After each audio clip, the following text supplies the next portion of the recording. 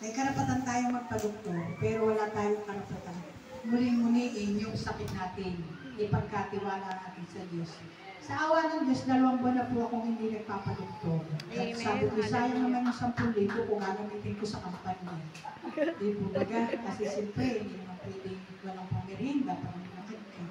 So sabi ko nga, kagaya ni Brother Arlan, ilalaban ko na lang ito ng pananampalataya. Amen. At ako po ay nagpo-supplement na ngayon. May pamangking na nagpresenta ng gano'n. So nakatipid ako. Kaya sabi ko, Lord, tama yung salita mo. Anong ipaglalaban sa atin ng Diyos kung hindi natin lalabanan yung gano'n, di ba? Hiling tayo ng hiling ng kagalingan sa Panginoon, pero tayo tiwala ng tiwala sa doktor.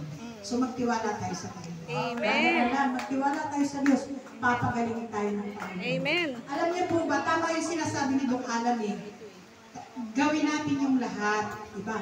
Siguro sabi niyo, sila ako. Yes. Kasi, sabi ni Dok, ang dapat kong timbang ay 55. Aba, 57 ako ngayon.